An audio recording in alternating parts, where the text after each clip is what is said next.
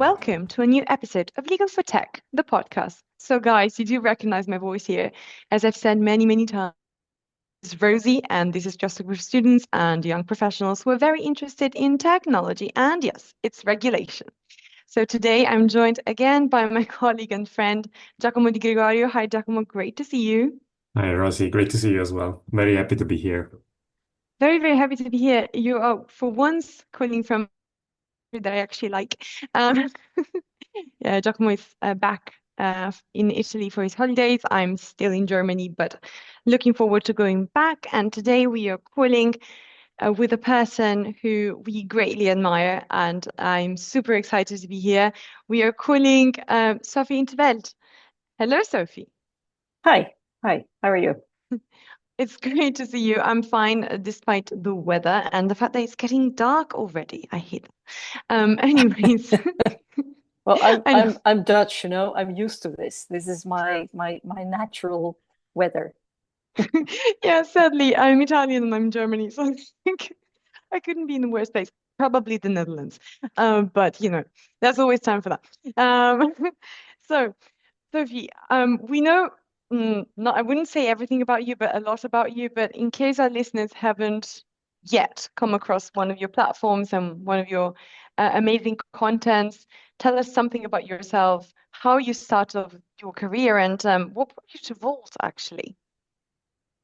Okay. Well, I'm Dutch, but first of all, I'm European. I would say I've been involved in European politics since 1994, when I first came to Brussels as a parliamentary assistant.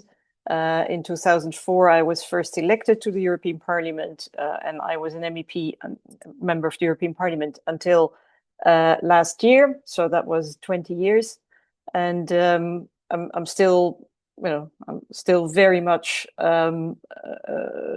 let's say, following what's happening from day to day, because I think Europe is really one of the most important questions at the moment. And I'm a historian by training, but most of my life has been dedicated to European politics. And when I was in the European Parliament, I focused a lot on everything to do with the rule of law, civil liberties, privacy and data protection, migration, security, everything to do with justice, home affairs, and civil liberties. I love how you very nicely pointed out to our topic for the conversation today, but also a very important difference that we make in the European Union. So this idea that we have privacy and data protection, which is not exactly the same, in other jurisdictions. For example, in the United States, because we know they call it data privacy, it's got a bunch of things inside. It's very different from state to state. And you have spent quite a lot of time working with the United States as well as China. How do you see the kind of rise and birth of a European tradition when it comes to the right to data protection, as opposed to other jurisdictions that you work with? And do you think it makes us special, for example? Well, first of all, I don't think it's as black as white that, in Europe we are, let's say, the bastion of data protection and privacy, and in the US they have nothing. That is not right. They have a lot of data protection and privacy laws in the US. They have a high level of protection. The difference is it's only for their own citizens. And that's a big difference. In Europe, rights apply to everybody who's here, and laws apply to everybody who's operating in the European Union. So that makes a big difference. And I think in the United States, it's not so much an issue of, let's say, citizens' rights, civil liberties. It's much more a commercial issue. It's like protection against commercial, how do you say that, fraud and things like that. So they're protecting people in the commercial space, but they also have the Privacy Act, which is applying to government. So it's not that black and white.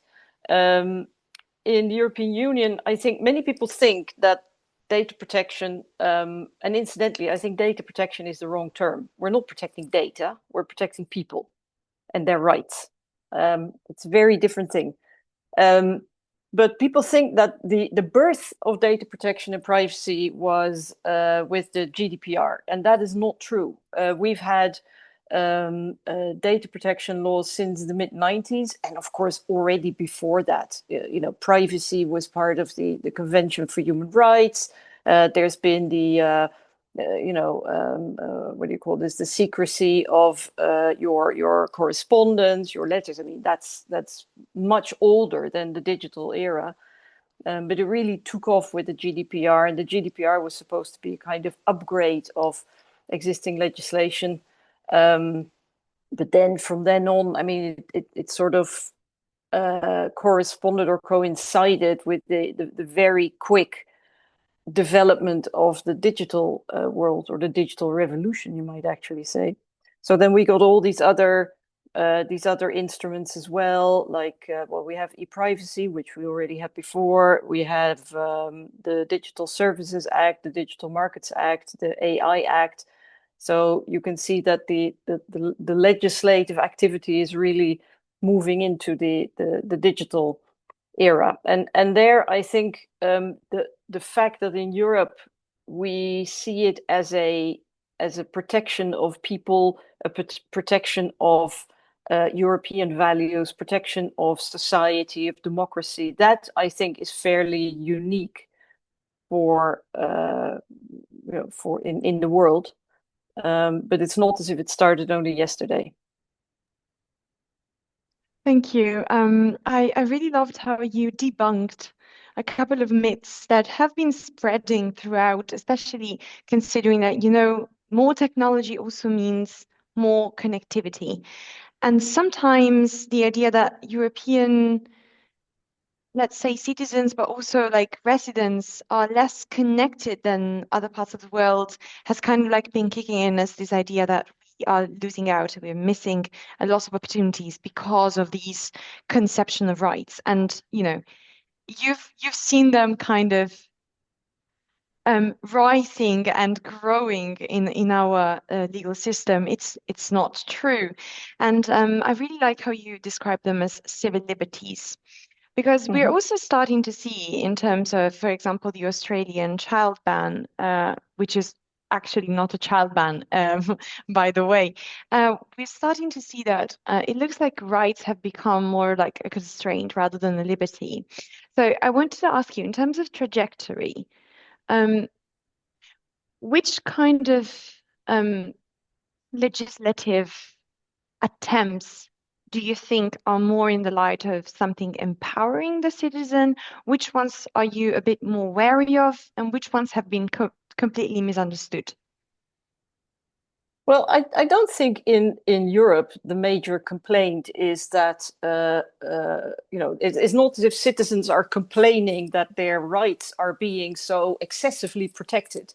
The complaint is mainly by businesses, American businesses, that they cannot innovate because of the regulatory burden in Europe. That's another myth that I'm going to debunk in a minute. But first, I'd like to say that does legislation on civil liberties, does that mean that certain activities are impossible? Yeah, that's the whole idea. It's called ethics. It's called values. There are a lot of things that you're not allowed to do. We're not allowed to hold slaves anymore. We're not allowed to use child labor. There are lots of things that we're not allowed to do. We're not allowed to get into the car when we've had, 2 bottles of whiskey. And you know why we have these rules? Because it makes our society better. Because it protects people. It protects the community. It protects democracy. That's why we have these rules. So this whole idea, I mean, the whole term, excessive regulation. I mean, what the hell does that mean? Excessive compared to what? I don't think there's excessive regulation. There can be, it can be that you try and achieve a goal, like protecting people, and you do it in a clumsy way, with excessive red tape, for example, where the same goal could be achieved with less. red tape. Now that could be excessive, but there is no excessive regulation. At every point in time, there has been a majority, a democratic majority, that wanted to achieve certain goals. And I'm actually very proud as a European that we consider that individual freedoms, citizens' rights, democracy are things worth protecting. So the second myth that regulation stifles innovation is absolute rubbish. It is true that Europe is light years behind the US and China when it comes to digital technologies, and we have no or very few tech giants and all of that. But there are other reasons for that. For example, the fact that for the last 20 years or so, there's been zero progress in the single market, or hardly any. And that means that if you create a little startup, you have some great idea, you and your buddy somewhere in an attic or in a garage, and you invent something nice, like a computer, you call it Tomato, for example, then you have to market it across 27 markets. You have to comply with 27 different sets of rules. I mean, it's actually worse. I'll give you a very concrete example. This is like, I don't know, 6 or 7 years ago, I think, we passed legislation, and I was the so-called rapporteur in Parliament, so the one steering the file through Parliament for a digital financial product, a savings product. Many people in Europe, they have savings for their pension, so it's pension savings, and in all EU member states, that kind of pension saving is tax deductible. You can deduct it from your annual statement. Across the 27 member states, there are 44 different regimes of favorable tax treatment of pension savings. The problem was we passed the legislation, so it is possible to have a kind of, it's called the pan-European pension product. So you can, as a company, you can offer such a product on the market. It's a digital financial product. The problem is that it will then encounter 44 different tax regimes. So even if you want to sell it, you'll have to adapt it to all those tax regimes. If you buy one and you want to move from one country to the next, then everything changes, because of the tax regime. And the member states, the national governments, were absolutely refusing to discuss the option of harmonizing or maybe having a single regime that would apply to this product. So what happened was that under the pretext of national sovereignty, they clung to their 44 tax regimes. So for European products, it's now very difficult to actually conquer the European market. Whereas for American providers and Canadian providers, so big providers, they are big enough to overcome those 27 different national regimes. So they come in, they offer their products. So Europe is a very good market for them, but for European providers, it's almost impossible. So this is like, shooting yourself in the foot with a cannon. It is so stupid. And so it's not actually regulation, it's national barriers within the internal market. Another problem is access to capital, which is very difficult in the European Union. And again, this is, for 20 years, they've been trying to set up the Capital Markets Union, providing easy access to capital for startups and scale-ups. But again, every time this meets with national vetoes. So the real problem here is not excessive regulation. The real problem is this phony claim of national sovereignty, because, national sovereignty in the digital world means what exactly? Digital knows no national border, so that's complete and utter nonsense. It is national politicians clinging to a governance system which was fine for the 20th century and maybe the 19th century, but not for today. That is the real problem. And what we see now is that under pressure of Donald Trump and Musk and other tech bros, the European Commission and a right-wing majority in Parliament and among the national governments, they've said, oh, well, we're going to, a lot of the legislation that we've passed over the last years, we're going to scrap it, delay it, strip it, not enforce it. And so, I mean, again, it's a stupid move because whom will it benefit? It will benefit American tech companies and not European tech companies. I mean, European tech companies actually need regulation because regulation means that they are trusted, that they know, it's predictable, it's reliable, it creates a level playing field. So they need regulation, European regulation. And but unfortunately, politics is going in the opposite direction. Sorry, that was a very long answer to a simple question. No, absolutely. I'm just wondering how the boundaries of sovereignty kind of change throughout the history of Europe, because this is the idea that like national sovereignty in the digital space doesn't make any sense. But on the other hand, a European sovereignty, and I'm bracketing for our listeners that aren't looking at the video. In that case, it does make sense because it does create a playing level field between big American companies, big Chinese companies, and Exactly. the European companies that need to. Yeah, it's an amazing explanation. Of course, digital is global. So it has no national borders, it has no European borders. But if we have the European Union single market or the European Union having one set of rules that applies to a market of over 450 million citizens, we tend to forget we're much bigger than the United States. We always behave like like we're the little child and they're so big. No, we're bigger. We have a big market. If we have one set of rules that applies here, that carries a lot of weight, and it also makes us more. It protects us from, let's say, a very undesirable kind of not just competition, but basically domination, takeover, invasion by American big tech. So I think we need regulation. We don't need to regulate. It's exactly the wrong thing to do. And with the first question, I will bring the elephant in the room, the most recent updates in the digital regulation. We have seen that the Commission is trying to present this digital omnibus as a way to simplify rules and cutting red tapes. You and Volt have been very critical of this.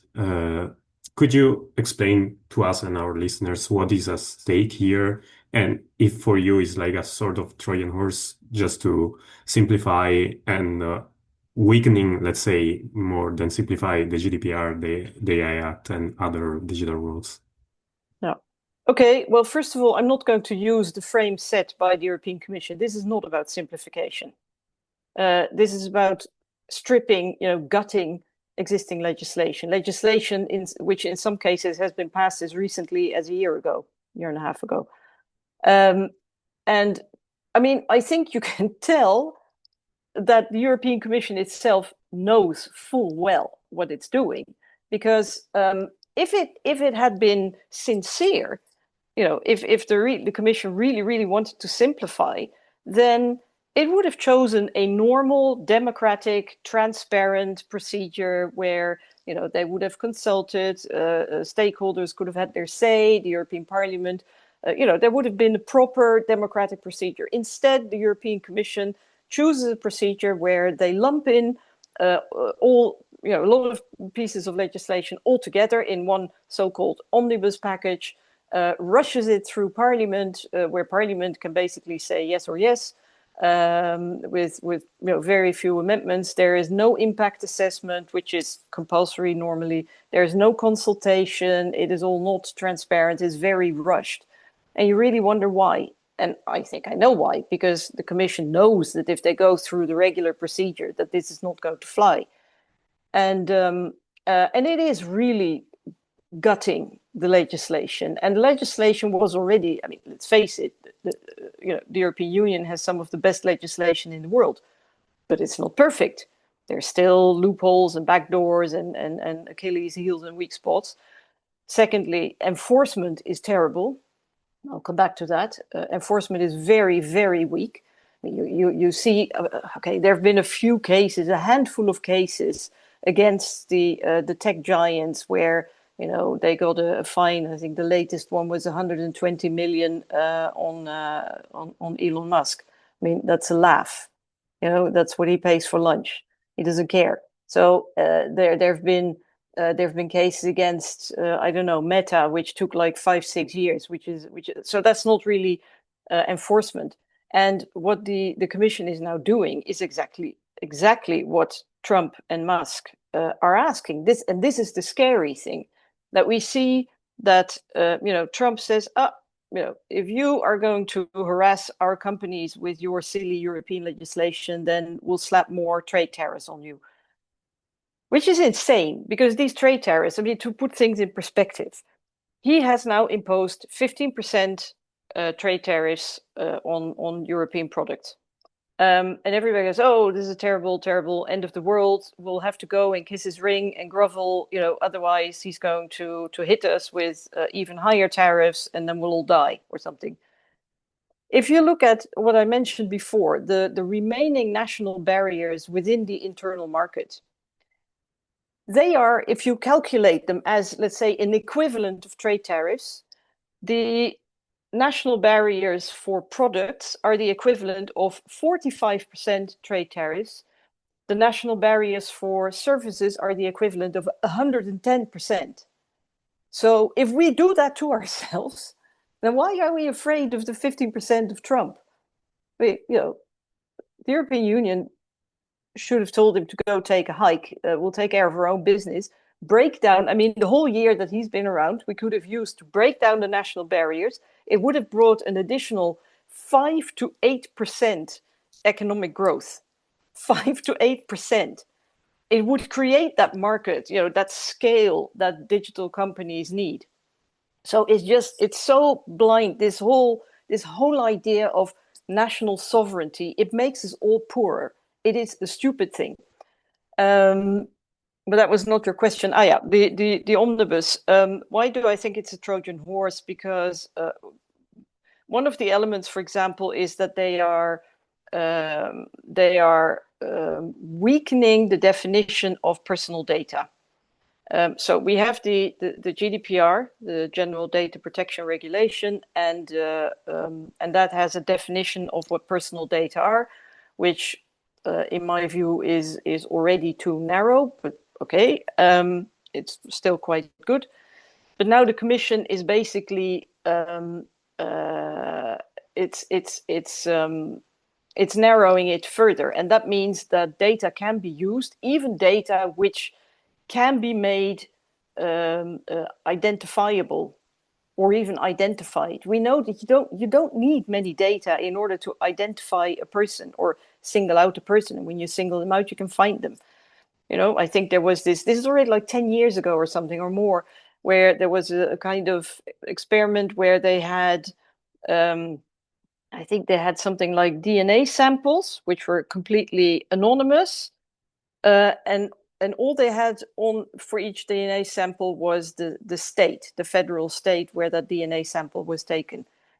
And on the basis of those very few data, and this is already a long time ago, they could actually identify the person or narrow it down to, you know, to 2 or 3 persons. So, you know, so to now say that certain things are not personal data anymore, and that you lower the bar and saying, well, you know, if data can be re-identified, but it's really difficult, well, then it doesn't qualify as personal data. And why do they do that? Because they want to give digital companies more access to data to be used for training AI. Now, that I think it would already be a bad idea to lower protections for people. But if then at least it would benefit European companies. but it doesn't. Who's going to benefit from this? I mean, do we have any AI giants in Europe? Not that many, if any. So who's going to benefit from this? It's a stupid thing. I mean, what makes the Commission think that even if you make those data accessible, that a small European company will get enough substance in order to compete with Musk and Zuckerberg and Thiel and the others? It's a stupid thing. Stupid. So I do hope it's going to be blocked, but unfortunately, I see that the former center-right forces in the European Parliament have shifted to the right, and they're even working together with the far right, and yeah, so this is a bad time for civil liberties, for citizens' rights, and also the protection of our democracy. I mean, we know. This is already like 10 years ago, I think, 9 or 10 years ago, the Cambridge Analytica scandal, whereby they used Facebook data in order to let's say, micro-target people in the UK in order to influence elections. Now, this was just before the Brexit, huh? And this was already based on the technologies of 2015. Now we're 10 years later, so technologies are even more refined. So we know Musk has publicly stated that he wants the European Union to be dismantled. There's somebody else, another company, which I think is even more dangerous. It's called Palantir, and its bosses. There are two bosses. One is called Peter Thiel. He's originally German, I believe. The other one's called Alex Karp. Both of them are well, I'll be polite. They are convinced anti-democrats. They are very much against civil liberties and anything to do with that, but they're declared anti-democrats. Now, Palantir is a software company that's not serving individual citizens as a client. It's serving governments, and all the European governments, as far as we can verify, because none of them are transparent about this. All the European governments are using software from Palantir, and Palantir focuses on security, it focuses on police, and it focuses on healthcare. So all the critical sectors in our society. Now, Peter Thiel is one of the sponsors of Donald Trump. He is the mentor of J.D. Vance. Do we really seriously feel comfortable with this guy, who's a declared anti-democrat, to have his, to be in the catacombs of our most critical systems in Europe? Seriously? I mean, sometimes, and then when you talk about national sovereignty, and we hear the French talking about, well, Europe has to become autonomous, and then very, very quietly, hush, hush, they're hopping into bed with a company like Palantir. You go like, what are they thinking? What are they thinking?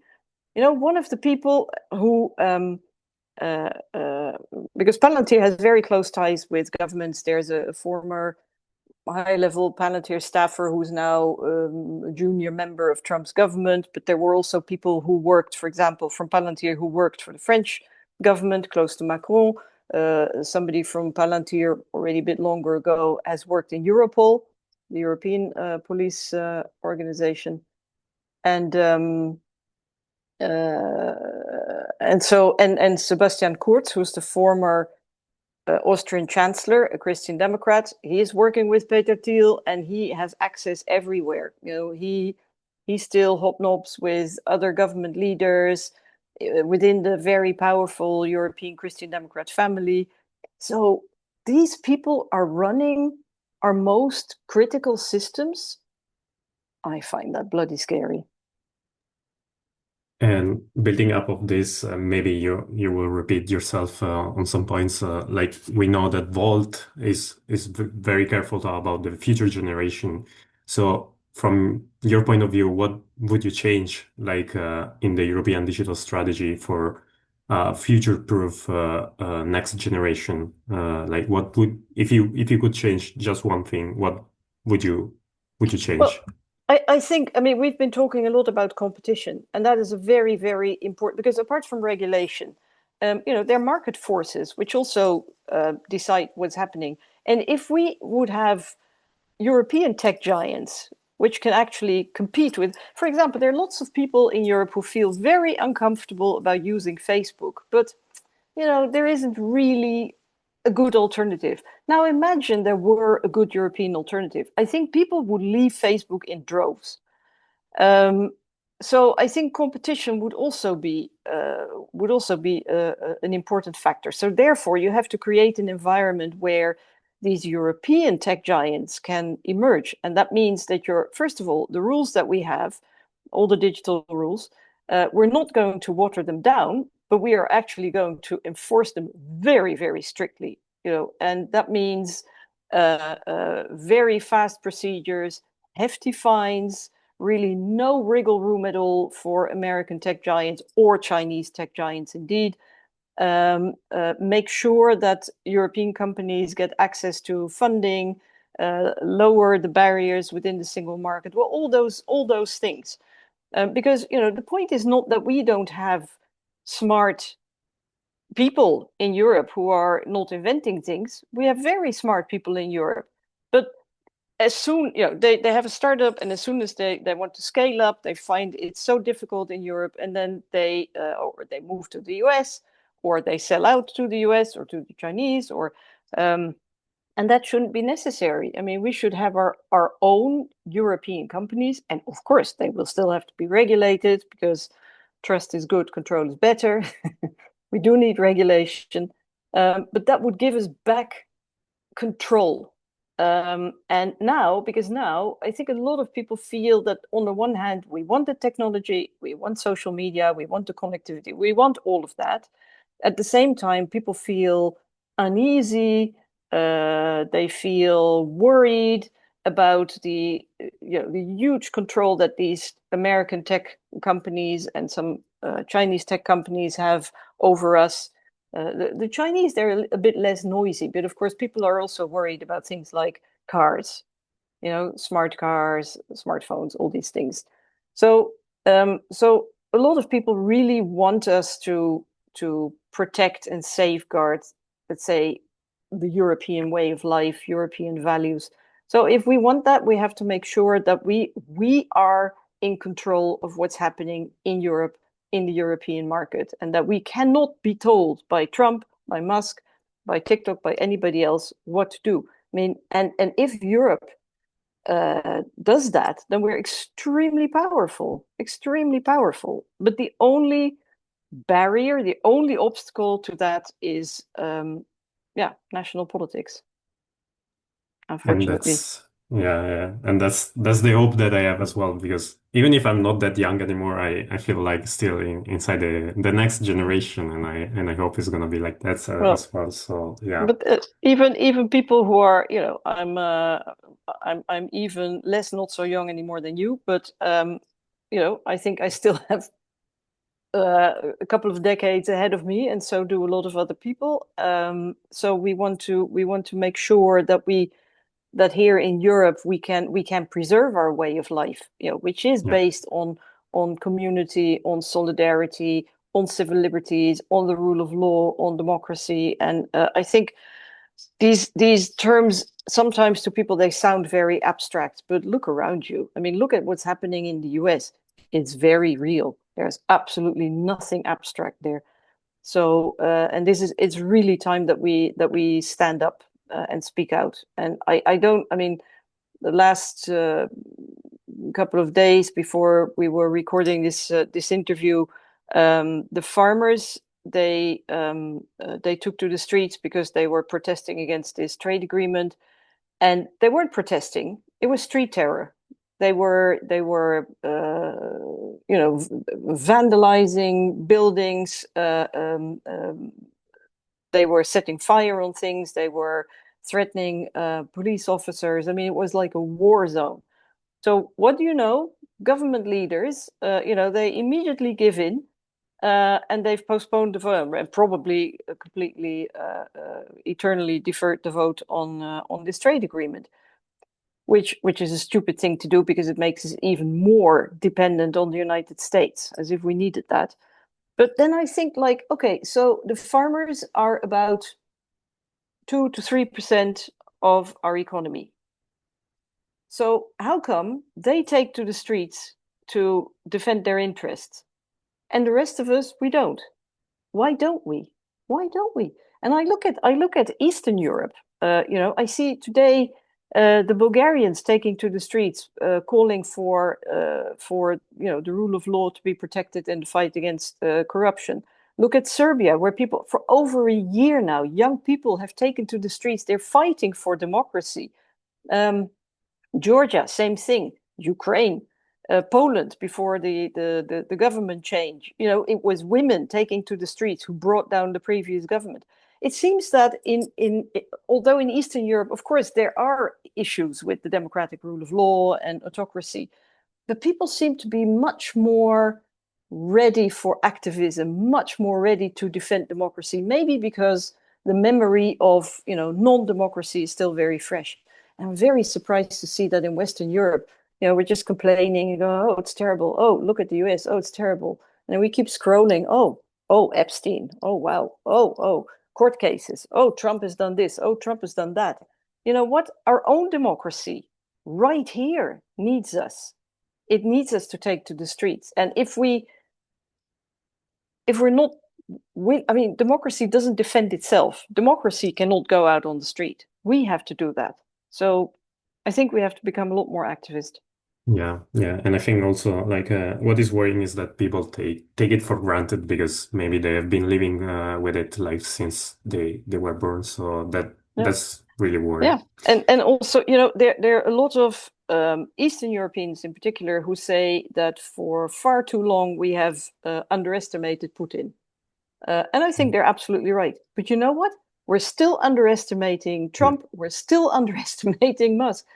We don't see the danger. We just cannot. Our brain, and I've just read a very interesting book by Dave Keating, who's an American journalist who's been living in Brussels for 20 years, and who's pointing out how we are completely culturally dominated by the Americans. We're thinking like Americans, and me too. I've grown up with American movies, music, products, food,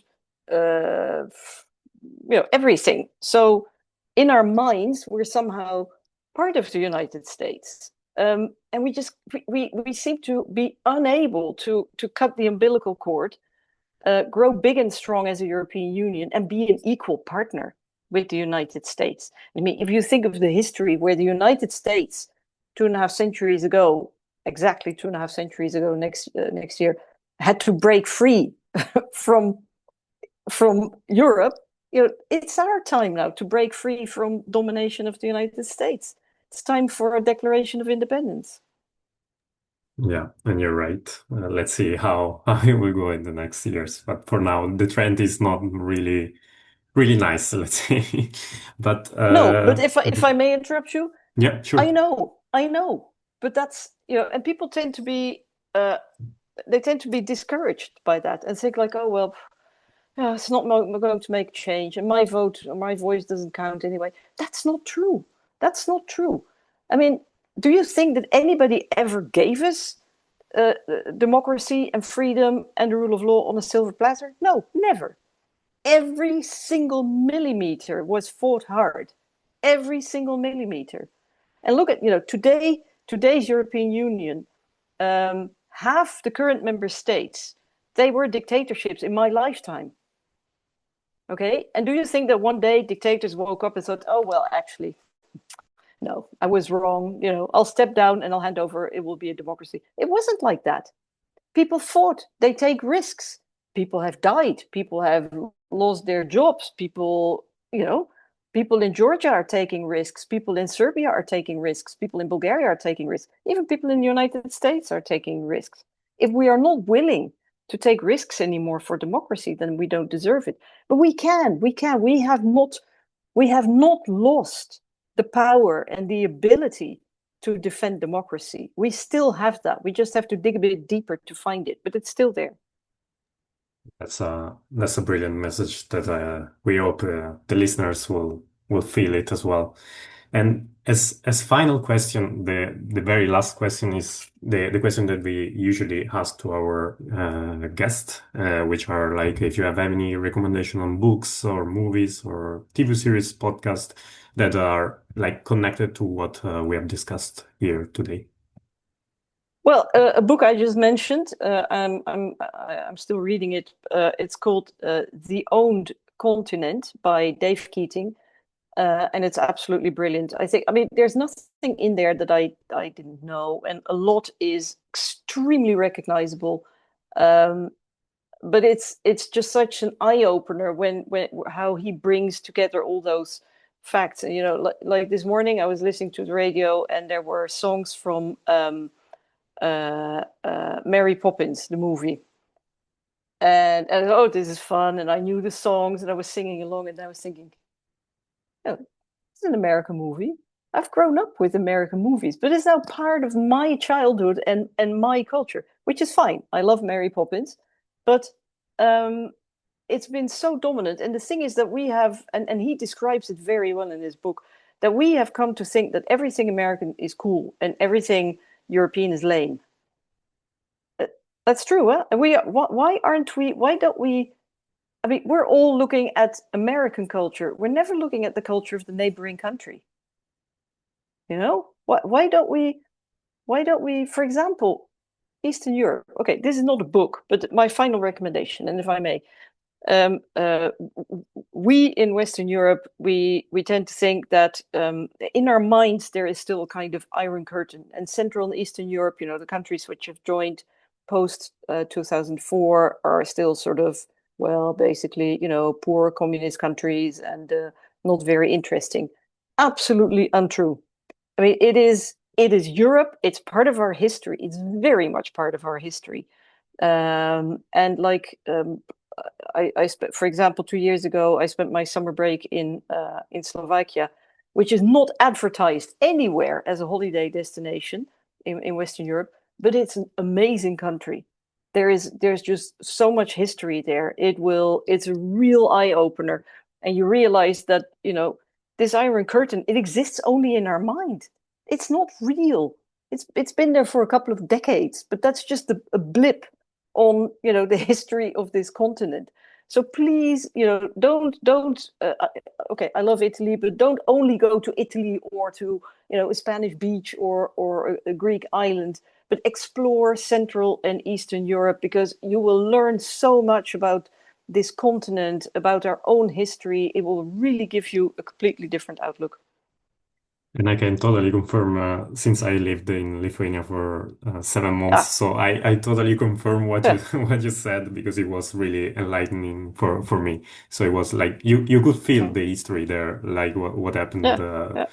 So yeah. So listeners will find for sure like the book in the show notes. Thanks for the suggestion, and yeah, that's all. Thanks a lot for coming to talk with us, for taking the time to chat with us. It was like brilliant. Thank you a lot. It was my pleasure, and well, I'm looking forward to let's say new European ideas emerging after this. And us too. Okay. Thanks a lot.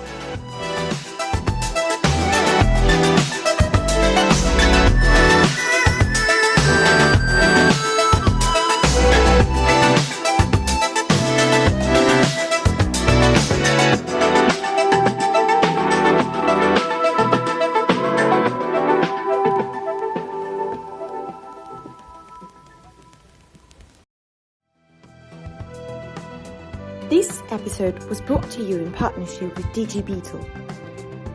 DG Beetle helps privacy professionals to stay up to date with the most important European documents in the AI, data and digital space every day.